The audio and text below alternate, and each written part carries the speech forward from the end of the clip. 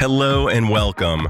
I'm Dr. Adam Dorsey, a psychologist in Silicon Valley, and I am the host of Super Psyched, a podcast dedicated to supercharging your life. Each episode contains fun, high-quality interviews with experts looking at psychology from all angles. Super Psyched is your tool to get more of what you want in your life and less of what you don't. I just upgraded my MacBook to iOS 11.5. I'm told it will deal with bugs that my last upgrade couldn't. Meanwhile, my brain and the brains in all of us haven't really had an upgrade for about 35,000 years. Despite all the incredible strengths of this version of our brains, there are plenty of bugs, including issues with memory, biases, and other shortcomings. But what's exciting is if we are aware of those bugs, we can make far better use of what we have. To walk us through this insight, I've called on my friend, Dr. Matthew Prull. Matt is a cognitive psychologist and a professor at Whitman College. His extensive research on how our brains work and how they don't is widely published. You will appreciate Matt's ability to convey complex information in a very understandable and user-friendly manner. And a funny side note, Matt and I were in the same high school garage band, Cafe of Regret. He was an incredible guitarist, and we touch on the fact that long after I had left the band, they kept going and even once opened for a flock of seagulls. In his memory, he describes that event using certain cognitive psychological terms that will help you better understand your brain. He also describes a fascinating finding called the reminiscence bump that explains why the music of our teens may have a stronger emotional hit than other music. So listen in as Matt and I have an entertaining and information-packed discussion to help you with your very own Brain Owner's Manual. Dr. Matthew Prull, who I will be calling Matt, welcome to Super Psyched. Thank you. I'm glad to be here. Matt, we go way back. We were in the same garage band in high school, and one of my favorite quotes from you is that your backup plan was to become a professor, and lo and behold, it seems to have worked out quite well. You've done a lot of great stuff, and you're a cognitive psychologist. So for those who are unfamiliar with the term, what does that mean in basic English? Cognitive psychology, the way I see it, is it's the scientific study of mental processes. We study things like how we perceive the world, just basic perception processes, how we remember the past, how we create mental images, how we imagine, how we think, how we make decisions, things like that. And that's it in a nutshell. I think the goal of the field of cognitive psychology is a very lofty goal, is to basically figure out how the mind works. Mm-hmm. And we are trying incrementally to reach that goal. And the way we do that is by conducting experiments. And the way in which we gather information and try to figure out how the mind works is by observing cognition, usually in a laboratory situation where we can have a lot of control over the situation. Got it. So it's really, in many ways, a very simple statement, and perhaps overly simplified would be, it is thinking about thinking and all of the implications of thinking itself and all of the places where thinking finds itself in terms of, which we'll talk about later, but it bleeds into our moods, our thoughts, our feelings, our behaviors, and a host of other phenomena that are generated from the brain. And that all falls under the domain of cognitive psychology, which is really cool, as does possibly one of the most popular ideas in psychology in terms of from an academic perspective as well as from a consumer perspective is memory. And I know you've really delved into that. I was just wondering, what are some basic things that people need to know about memory? Well, I would say that memory pervades every second of our lives, and it's absolutely essential for any kind of intelligent behavior. To take an example from what I'm doing right now, I'm assembling words according to rules of language that I've acquired when I was really young. Most everybody can do that, but that's a kind of memory. It's kind of a skilled memory or procedural memory, as we call it in the business. Furthermore, I'm using those words to communicate facts that I've learned. And those facts and my ability to retrieve those facts is yet another kind of memory. It's called semantic memory. And then later today, I'll be walking back to my car, trying to find it in the parking lot. So I would need to bring to mind the specific place in which I parked my car earlier today. And that ability to kind of mentally time travel to a specific moment is still another kind of memory we call episodic memory. So right off the bat, we've seen how memory is so inextricably tied to our moment by moment existence. And you can appreciate, I think, how central memory is in our lives by just trying to imagine what life would be without it. You wouldn't have any sense of who you are. You wouldn't know who your loved ones are, your name, your ability to communicate. All of that would essentially be gone. So I think that's one general fact that maybe we miss, or maybe we don't think that memory is so much a part of our everyday lives. Maybe we think about memory as being like remembering a person's name. And yeah, certainly memory processes are involved in that, but it's a whole lot more than remembering or not failing to remember someone's name at a critical moment. I'm just thinking about our day-to-day survival and how incumbent upon our survival is our ability to remember things and how much we take it for granted until, of course, it is lost or it is declining. And that's something that we're seeing, obviously, as we advance in age and our bodies are holding out longer. That's still something we really haven't fully solved, is the ability to help people whose bodies may be able to last quite a long time with modern technology. And yet we haven't come up with a commensurate path to maintain memory along that timeline. Is that consistent with your understanding?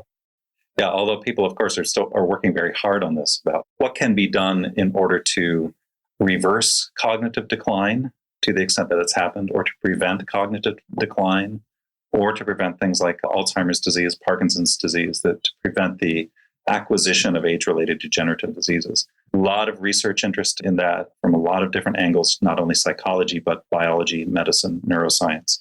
And it's a multi-million dollar, maybe even in the $1 billion range effort to try to figure out what can be done.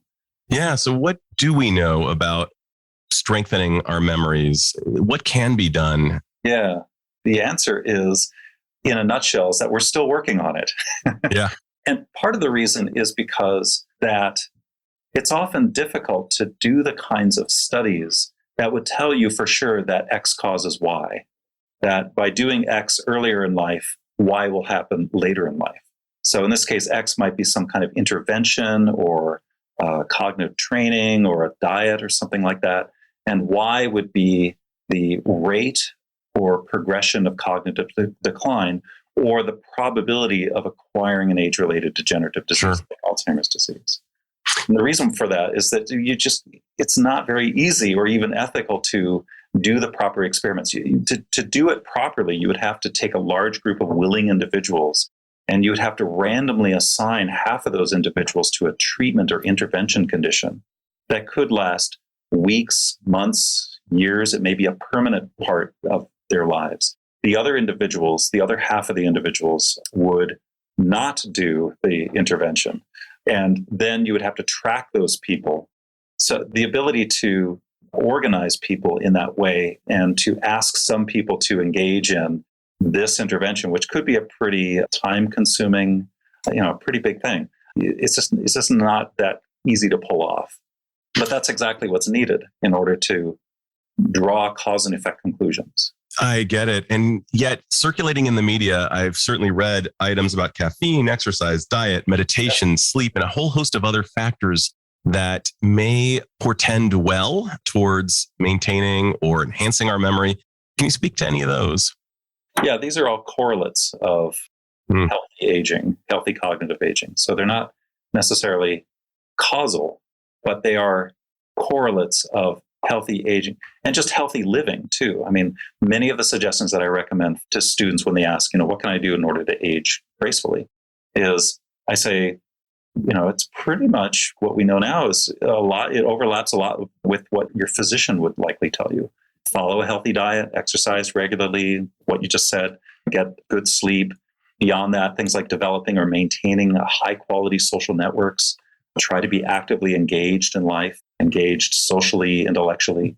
Those are all things that correlate with healthy, successful aging. But whether they're cause and effects, it's hard to know. One of the great maxims in graduate school is correlation is not causation. Right. And so just because something may be correlated with something else, it doesn't necessarily mean that it is the cause. And yet there are some other indications of certain cognitive exercises. For example, in mainland China, I remember seeing elderly gentlemen holding two metal balls and using their digits. And the idea was that the using of the fingers, much like a pianist, would have implications in higher cortical functioning, as would, say, acquiring language skills in a foreign language. There seem to be some heavy cognitive tasks that may help along the aging lines. Is that consistent with what you've perhaps read about using our fingers, using our minds to learn a foreign language, things like that? Like I said, this is a really active area of research right now because the potential applications are so huge and potentially quite beneficial. The general consensus right now seems to be that things like computer exercises or online brain training programs, which have been studied a lot and have been marketed, you can see ads for them in TV and elsewhere. Those kinds of programs can lead to cognitive benefits, but there are limits to that benefit.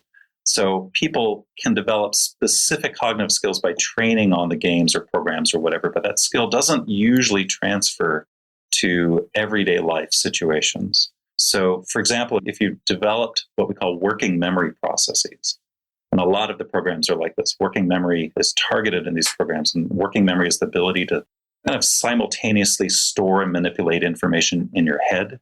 So if trying to mentally add two numbers like 14 and 47, okay, that you have to store those numbers and then you have to juggle those numbers a bit, right? You have to manipulate the information in your head. You can't just say 14 and 47. You have to use the numbers intelligently in order to come up with a sum. That's working memory. And those processes are trained by these brain training programs. The developed skill there might transfer to other tests of working memory, especially other neuropsychological or lab tests.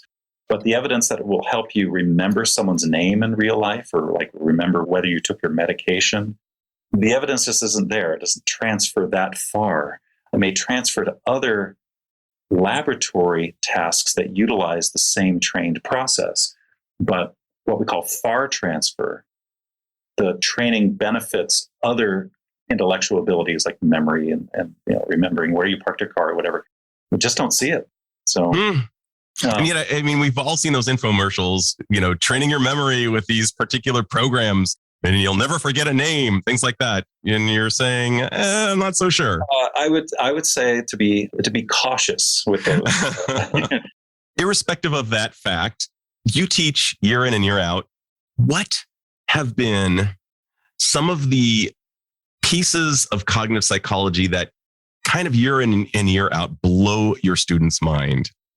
I think the aspects that really capture students' attention is the idea that memory is not one thing, but it's many different things.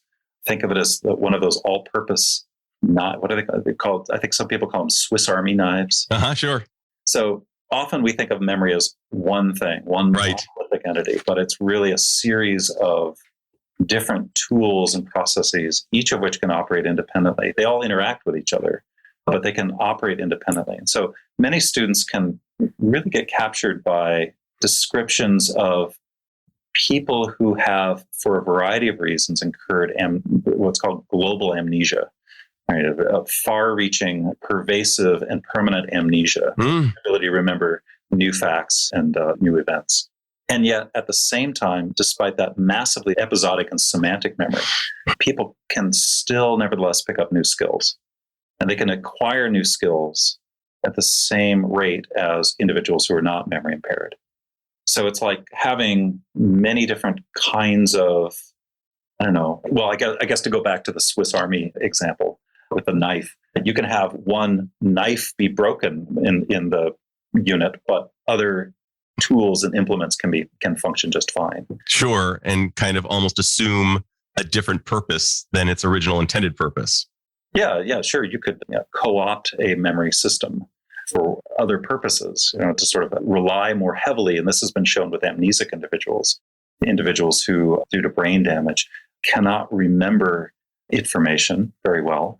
And you can train their what's called the procedural memory to kind of help them learn new tasks, new skills at pretty high functioning rates that approach that of healthy, normal people.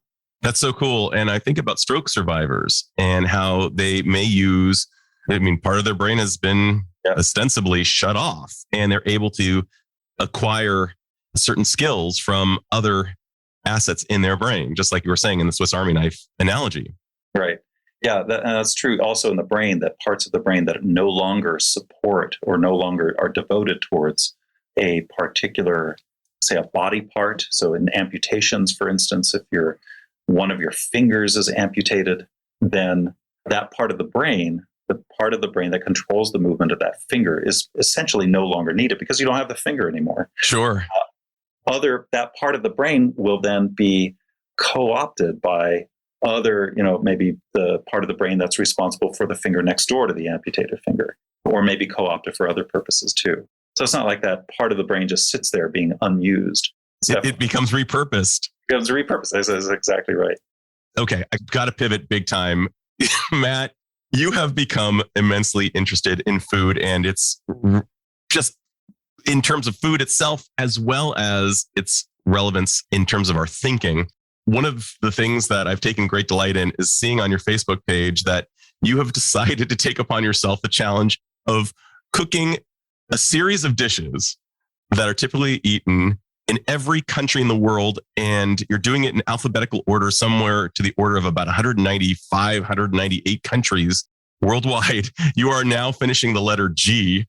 And I love watching what you make. And not only are you doing that, which of course I imagine has tremendous brain stimulation implications in terms of just the taste of the food, as well as the challenges of making the food, as well as the challenges of foraging the ingredients for that food from Walla Walla, Washington, when you're trying to cook something from Ghana, which I imagine is difficult to procure up in Walla Walla. But that said, food does appear to be profoundly connected to memory. I know that I've shared with you that in Santa Clara a few years ago, I ate some Japanese food and I started crying because I hadn't had that taste in about 20 years since I lived in Osaka. So food and memory are deeply connected. I just was wondering if you could describe a little bit about food's role in memory. What you described there relates to how memory is intertwined with so many other aspects of our mental life. I already talked about how memory is related to some parts of memory are related to other parts of memory, but it gets even broader than that. Memory by itself doesn't exist in a vacuum. It's intertwined with sensation, it's intertwined with thinking, it's intertwined with our emotional functioning, it's intertwined with language in some really surprising ways. All of these domains of our mental lives are both cause and are affected by each other. And food is a great case in point. Like your experience of being reminded of a time when you lived in Japan after eating a Japanese meal resembles something called the Proust effect. The Proust effect is named after the writer Marcel Proust, who wrote that he was brought back in time in a very vivid fashion to a specific episode in his life by the taste of a Madeleine cake and a cup of tea. I get it. It's sort of an example of an involuntary memory triggered by the taste and aroma of these foods. So likely something like that happened to you upon eating that Japanese meal. And this isn't just a literary description. It's verified by more scientific endeavors where people are asked to think of memories and then think of them again after they have smelled the aroma of the food or item in those memories to begin with.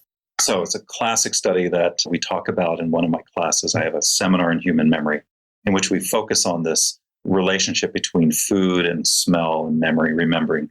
And sure enough, this study was actually done at the Exploratorium in San Francisco, which is near you. Sure.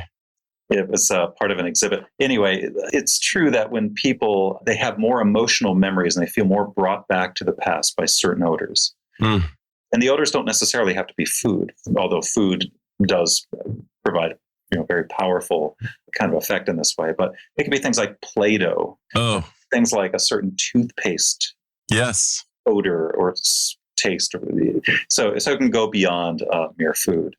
I'm going to pivot a bit in terms of just going back to memory for a second. A fascinating finding in forensic psychology appears to be that when people give testimony in a court of law, very often our memory cannot be trusted.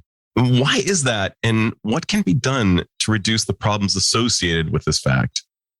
In terms of forensic psychology and law, the emphasis is on how eyewitness testimony can be very inaccurate. Right. So, yeah, memory for specific eyewitness events can be blurred or distorted by information that's encountered after the event that's been witnessed. Hundreds of studies, including some of my own, have shown this. You present people with an event, like on a short video clip or whatever of a car crash. Post-event, you interview them as, say, maybe a police officer might about the witnessed event.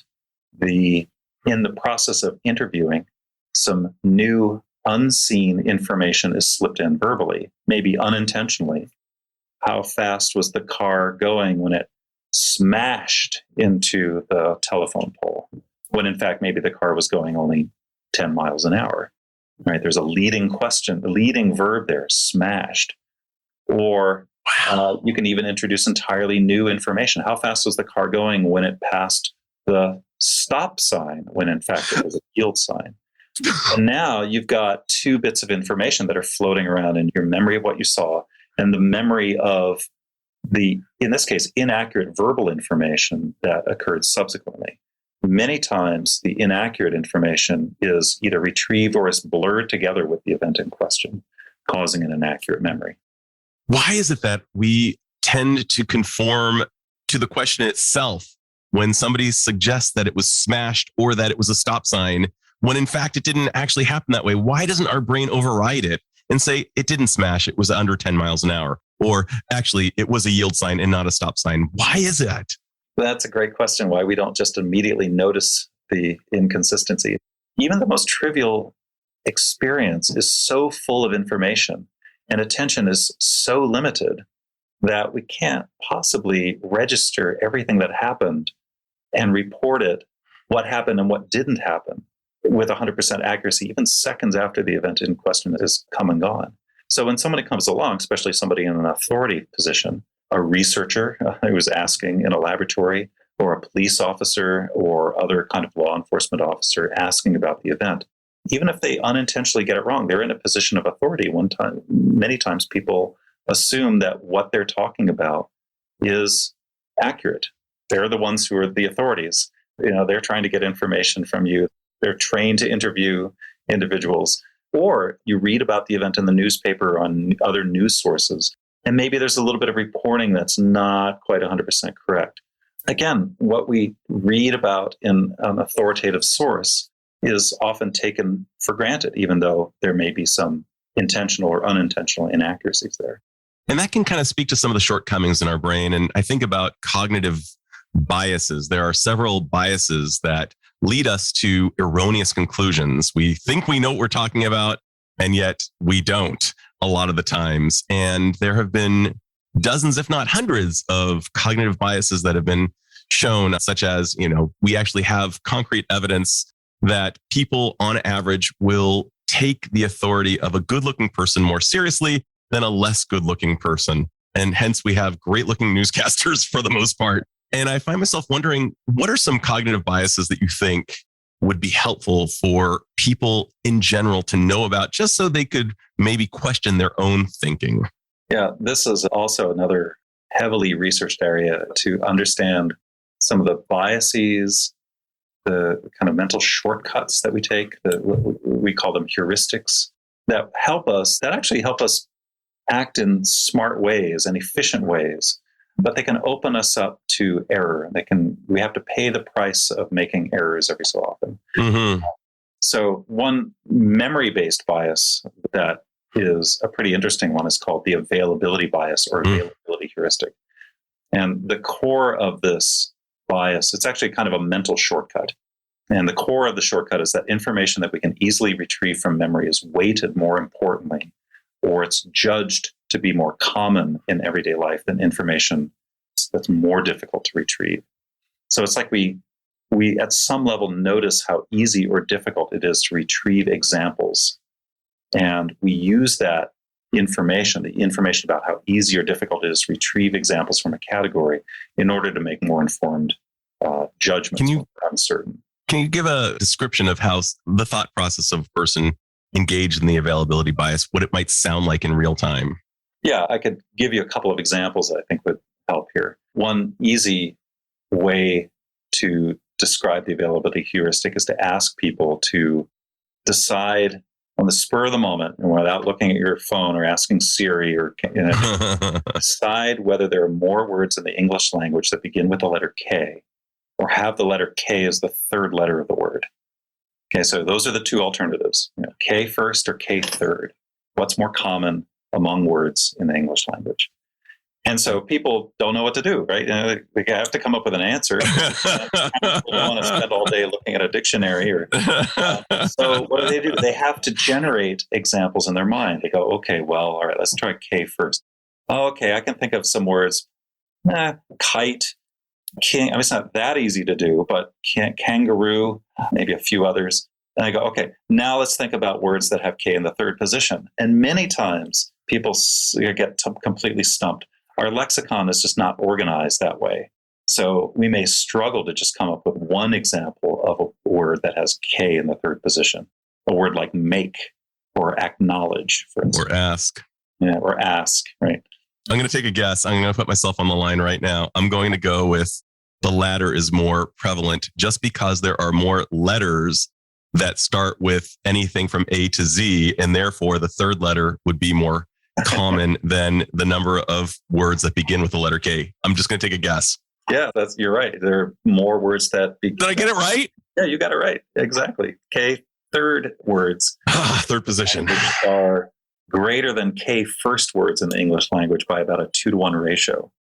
2 to 1. Wow. Yeah. The reasoning there is, I think, the first example of some definite system 2 engagement. Yeah, I definitely thought it out. It didn't go with your instinct. You didn't. Go with the retrieval. Okay, that's K, words in the English language. Great. Okay, that makes sense. But that's a pretty trivial example. But it goes far beyond just making decisions about words. The availability heuristic also features into how we think about ourselves and how we make self-judgments and how we think about what kind of person we are. And this could have some clinical or counseling kinds of implications too. So there's a study that was done a few years ago by a fellow named Norbert Schwartz, who asked people to think of times that they were very assertive. So these aren't people in therapy or anything like that. They're just people at college sophomores or what have you. Half of the individuals were assigned to think of 6 different instances in their lives in which they were assertive. And the other half was asked to think of 12 different instances in their lives in which they were assertive. So the only difference between the two groups is how many 6 versus 12 times. Think of 6 versus 12 times in which you were assertive. And what happened was something kind of counterintuitive. People who were asked to think of 6 instances. I mean, it would take me a while to think of 6 instances, I think, when I was really assertive, but I could probably do it. Those individuals who were asked to think of 6 instances later judged themselves to be more assertive people. I love that. That's such a great experiment.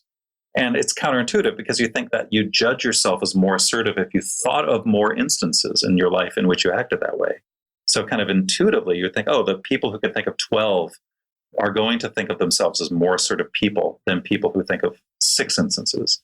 But it's the ease of retrieval is so powerful and it's so much of a bias that the explanation is it's easier to think of 6 instances. It's harder and takes longer for you to think of 12 instances. So you take that into account. You think the 6 instances that I'm relatively easily retrieving forms the basis for your own self-judgment. And the difficulty of thinking of 12 forms the basis of a different type of judgment about yourself. And I'm thinking of 2 vastly different clinical potential applications, one of which is think of 3 times when you were really happy versus, say, 10 times. Yeah, It'd be harder to think of those 10 times, and you might therefore assess yourself as being happier.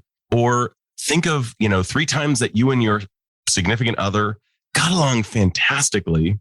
Or think about the opposite, think about 3 times that you were fighting versus think about 10 times that you were fighting.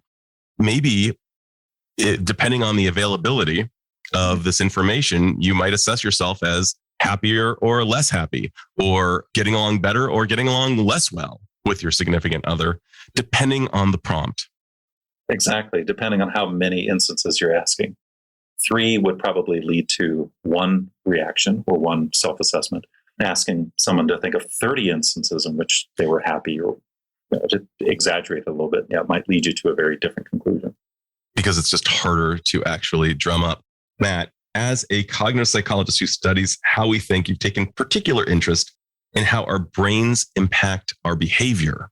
What we think often will lead to how we feel and what we do, and several other implications. One of my favorite examples of this is just the mere thought of whether or not I like weather.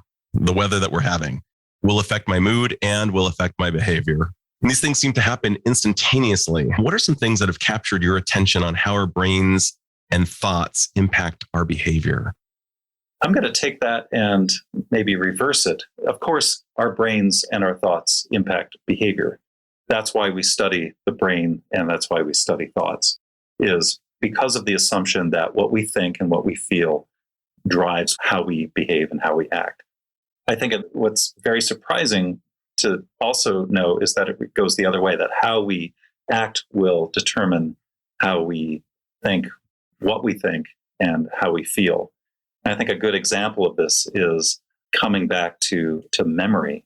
There are these very interesting studies that show that how you move your body, what posture you take, what sort of motor movements you make with your hands and arms, can influence the nature of what you remember in your past. So if I can kind of talk about this a little bit, this is a very kind of surprising result, the influence of cognition and our bodies on cognition. This is a field called embodied memory, which suggests that memory is tied or grounded to a physical body or physical world.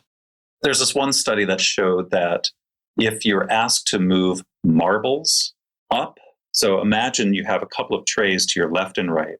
Your job in this study is to move marbles from the lower tray on each side of you to the upper tray on each side of you. So you have this kind of movement going on. You're taking individual marbles. To the listener who cannot see, what Matt is doing right now is he is picking up marbles and picking them and lifting them vertically upward towards the tray.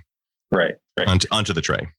Right. From the table upward towards a tray above. If one is doing this for a period of time and then is asked to just spontaneously think of a memory in the past, a personal memory, an autobiographical memory, the memory tends to be positive. Interesting. And vice versa, if one is asked to move the marbles from the tray down onto the table, the memory that gets retrieved there tends to be negative. Amazing. And that's because there is a link between up and down. We have positive moods. Up is good, right? Up is positive. Down is negative. I'm feeling down or I'm feeling up. And we use those linguistic terms as metaphors to talk about our mental states. When we enact those movements up and down, there is a tie there between those actions and the types of memories, emotional memories in this case, that we retrieve. That is so important. Matt, one of the things I take great pleasure in is listening to old music. I remember when Weezer decided brilliantly to re-release Africa, and tons of emotions came flooding to me. And you and I both share a love of 80s music, kind of during our time, Depeche Mode, Tears for Fears, a host of other bands, including the Smiths. And one of the things that I've always noticed is that I get a bigger hit when I hear music from that time than just about any other time. It really hits the emotions strongly. And lo and behold, there is a term for it that you're familiar with in cognitive psychology called the reminiscence bump. And I was wondering if you could talk about the reminiscence bump. The reminiscence bump. Yeah, sometimes that's just called the bump. So when you're at memory conferences and you're talking about the bump, it's the reminiscence bump.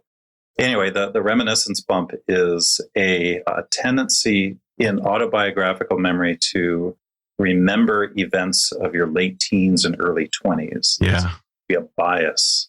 You can see the reminiscence bump more prominently in older people. So people who are in their teens and 20s, not yet, in their 30s, not so much. But as you ask people in their 40s and 50s, 60s and beyond what they remember about their lives, they tend to turn towards the time period of their lives from their late teens to early 20s, a decade of their 20s. And much less so for events of very early childhood, which, of course, that makes pretty good sense because it's really hard to remember events from when you're 6 or 3 or whatever. But curiously, also, it's harder to remember events that are in midlife.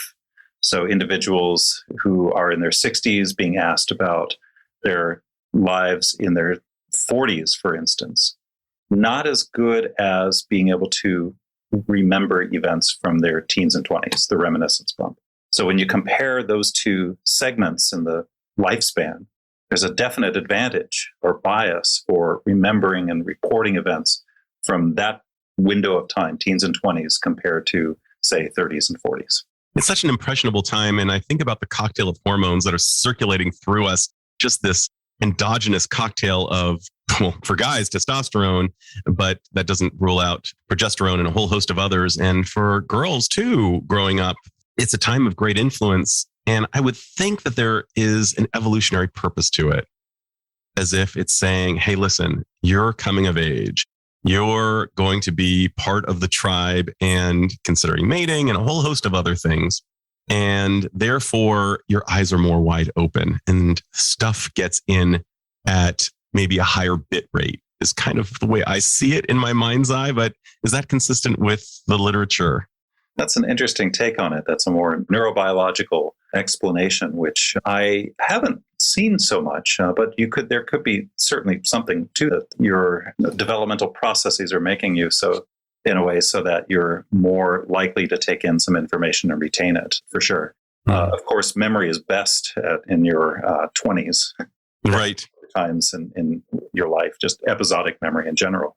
From my point of view, I think there are a number of psychological explanations that might account for at least part of the reminiscence bump. So one possibility is that the events that we remember well in our teens and 20s are simply just distinctive, that they're unlike events in our childhood, unlike events in our 30s and 40s. There are a lot of singular events, things like graduations or marriages or leaving home for the first time, et cetera, that are simply distinctive. They simply don't happen all that much against the background of our lives, or they only happen once in our lives.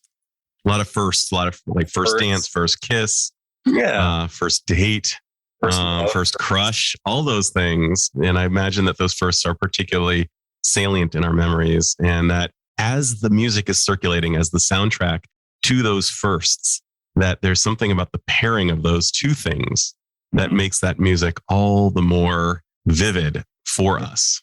And music strikes a very emotional chord that also might have something to do with the superiority of memories in this time period. Emotional memories tend to be remembered quite well relative to unemotional memories. There's definitely an emotional memory boost.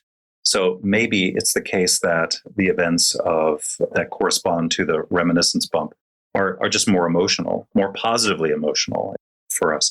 Because what's kind of curious about the reminiscence bump is that there's no bump for negative life events. So it's only if you think about positive life events do you see that this reminiscence bump occurring. That's really interesting.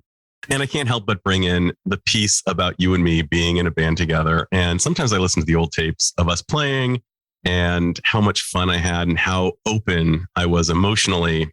And I know the band, after I left, went on to open up for a flock of seagulls, which is really cool. You're not just a professor of cognitive psychology, but you have the proud additional piece of street cred that you and the band Cafe of Regret opened for a flock of seagulls.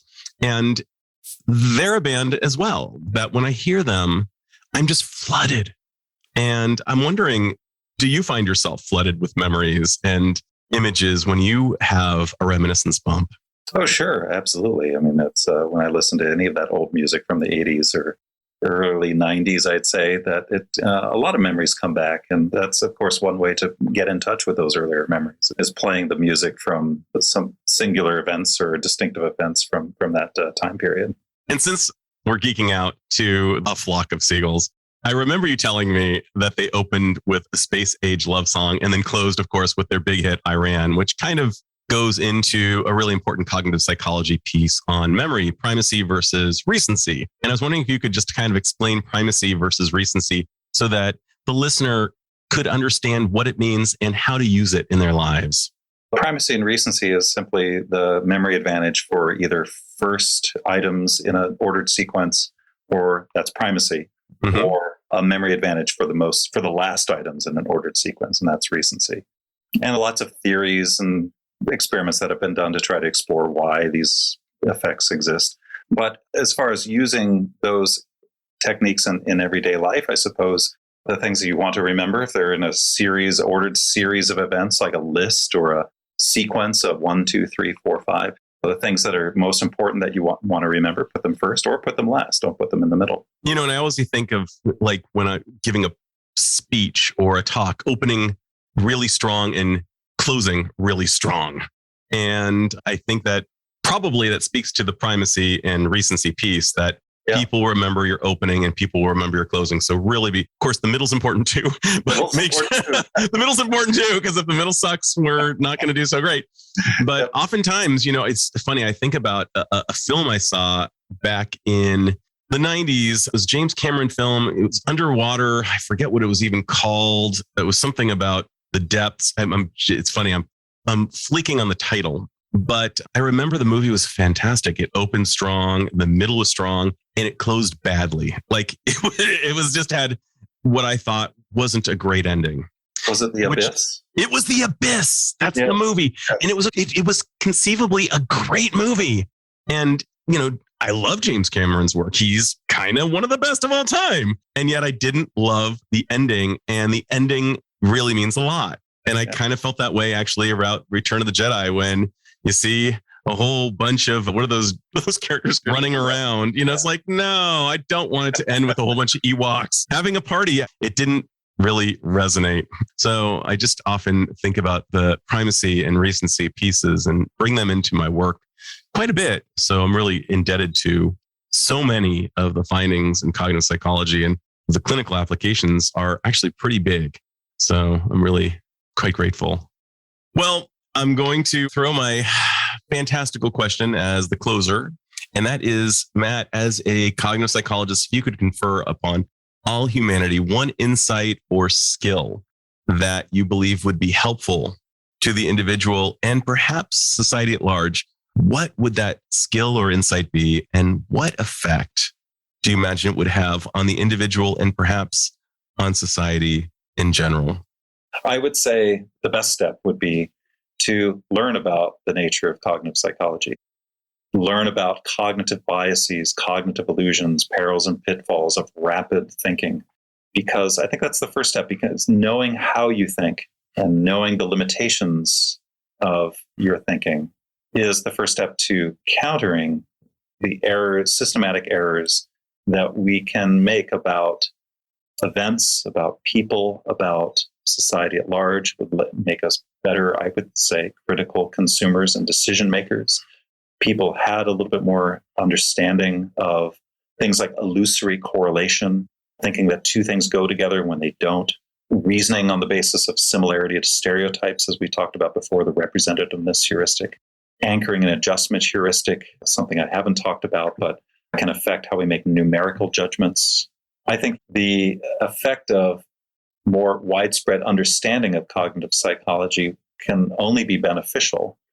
There may be situations in which, despite the knowledge, we still nevertheless fall prey to errors of thinking and remembering and perceiving. But I would like to think that those errors would be minimized. I think that's great. And one of my favorite axioms in psychology is don't believe everything you think, and feelings are not facts.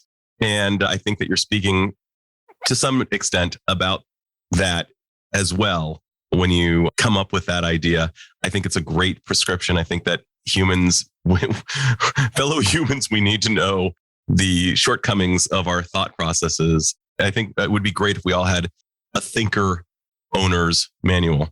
I think that would be fantastic. Well, Matt, I can't thank you enough for sharing your expertise and your time with me and my listeners. This has been just great. Well, thank you. It's been a pleasure talking to you, and it's been a lot of fun. Right on, man. This is Dr. Adam Dorsey thanking you for listening to Super Psyched. If you know anyone who might like it or who might benefit from listening, share it. And if you like the episode, please hit subscribe.